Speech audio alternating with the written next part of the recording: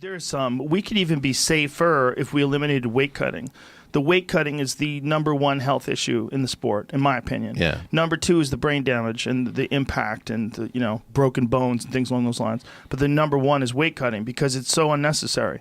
It's such an issue that needs to be addressed because these guys want to compete at the highest weight possible. So, do you know how it works? No. Okay, say if you were going to compete in the 170-pound division, but you actually weighed 190, Right. what you would do is you would wait until you would follow a pretty strict diet, keep your body weight and your fat at a certain level, and then when it comes down to a few days before, you would dehydrate yourself pretty radically, and then rehydrate yourself scientifically using there's a bunch of guys like George Lockhart, guys who are experts in this, and then they'll give you the exact right amount of nutrients, right amount of potassium and zinc, and they want to replenish all of your electrolytes and get you in a perfect balance, but you're still compromised.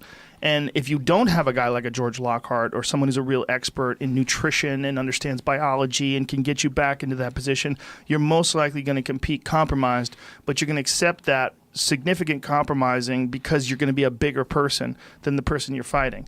But they also, in boxing in particular, the vast majority of deaths have occurred in the lighter weight divisions. And a lot of it is not just because of the head trauma, but because it's head trauma to someone who's dehydrated. That's interesting. Yeah, it's like it sucks, and it's contrary to what martial arts is supposed to be about. Martial arts is supposed to be about skill for skill. It's not supposed to be about cheating. And the cheating thing is like you're dehydrating yourself. It's like sanctioned cheating. You're saying you're 170 pounds, but you're like if you say the 170-pound champion and get on the scale, he's 193. What the fuck's going on? This isn't a 170-pound guy. But how frustrating if I want to meet you in a different class. Like I wanted to fight you my whole life, but we're really separated. Well, you can lose weight the right way. Look, if somebody wants to compete at 170 pounds, in my humble opinion, they should actually weigh 170 pounds.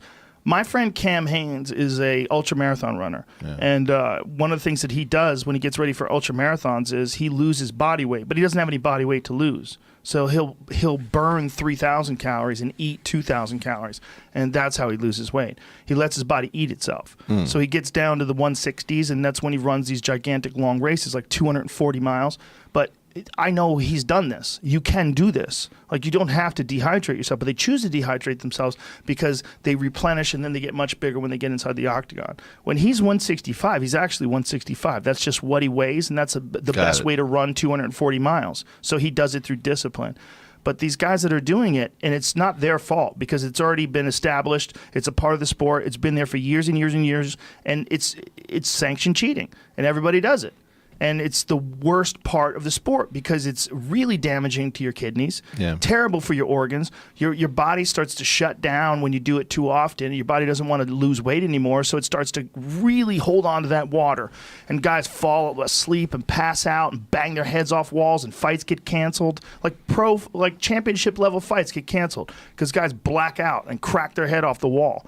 And this has happened in the UFC before. It's just super unnecessary and unfortunate. And part of it is because there's not enough weight classes.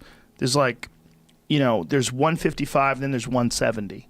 The difference between 155 and 170 is not just 15 pounds. Because if you actually weigh 155 and this guy's dropping down to 170, that motherfucker could be 190 plus. Right. And he's just figuring out a way to cut weight to get down to there. And that happens all the time.